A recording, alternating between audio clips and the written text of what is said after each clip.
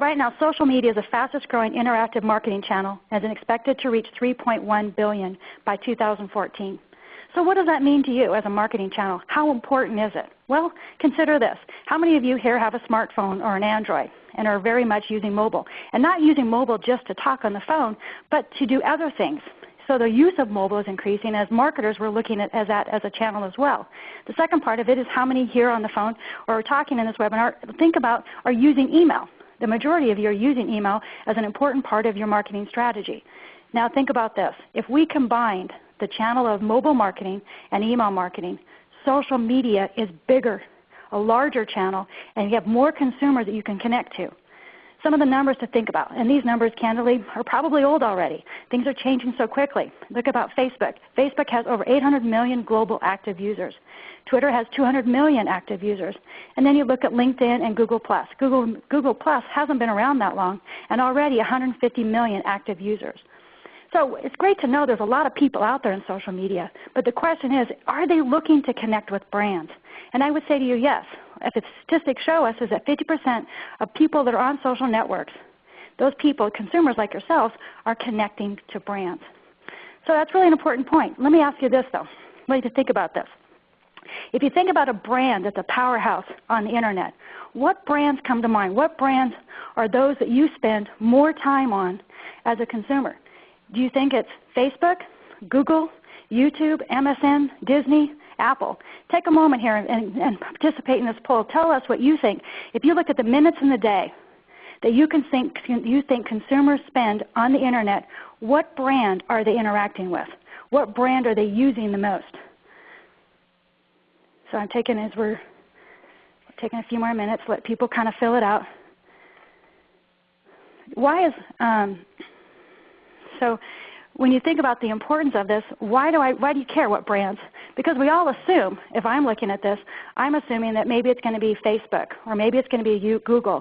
Do you think it's Yahoo? Do you think Yahoo is a prominent brand in today's market? Let's look at what people have said so far. So over the top, we all believe that Facebook has become a prominent leader and the brand where consumers are interacting. Google coming in second. But you might be surprised to know that, in fact,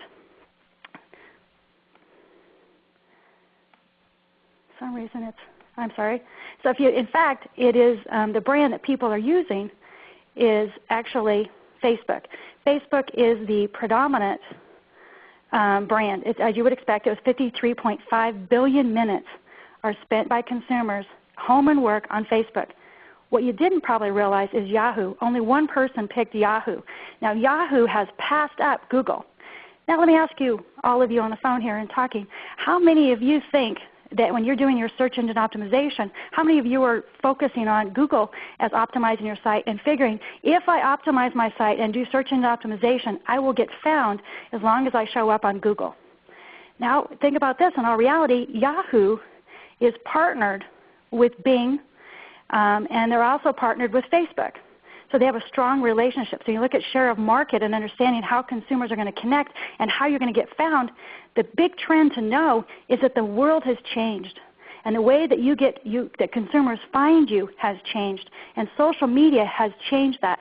And so now we as consumers, like yourselves, we connect with people, our friends, our peers, and we have more trust in our peers than we do with brands.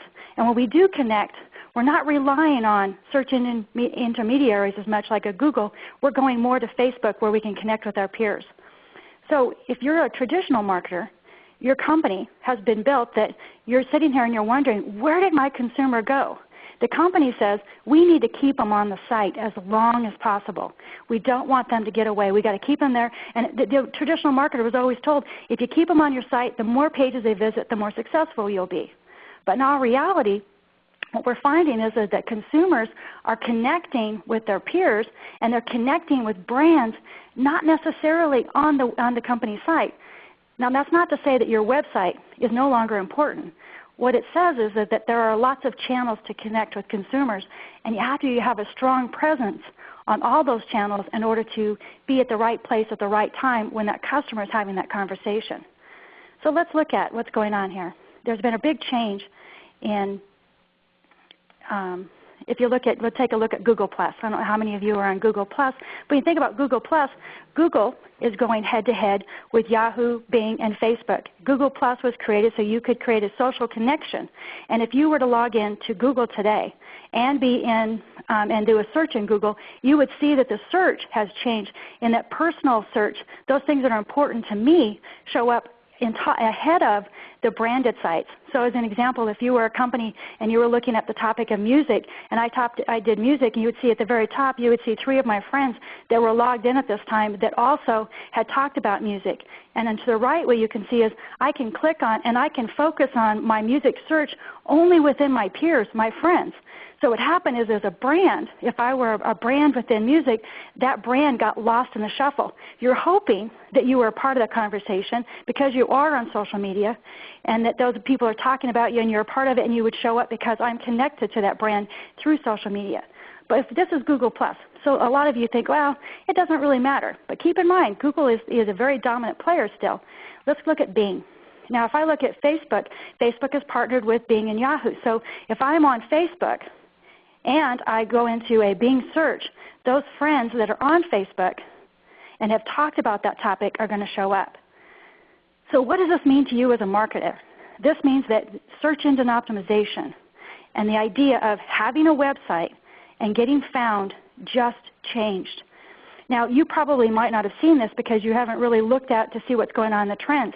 What we're going to see in 2012, when we look at that outlook, is a big change about how consumers find the brands, how consumers get information, and how your brand, your own private website, your own individual website, is how powerful it is in the marketplace versus those things that are on Facebook or Google+, Twitter, and other social media.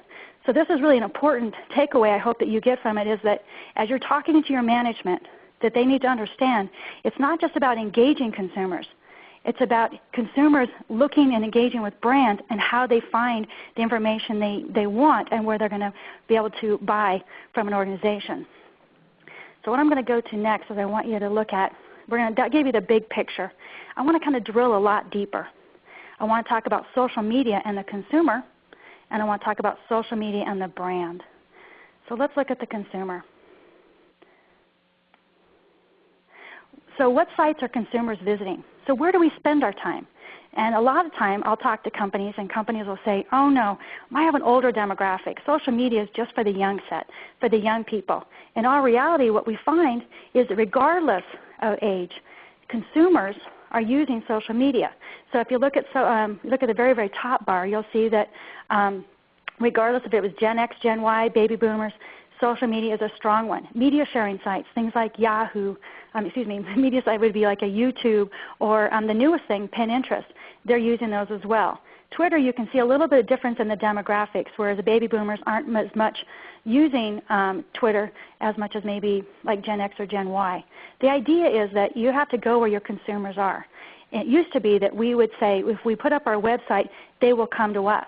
And now consumers are saying, I want you to come to me. This is my world. This is my life.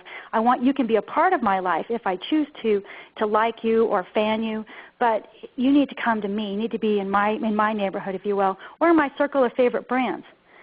So let's next look at how do consumers use social media.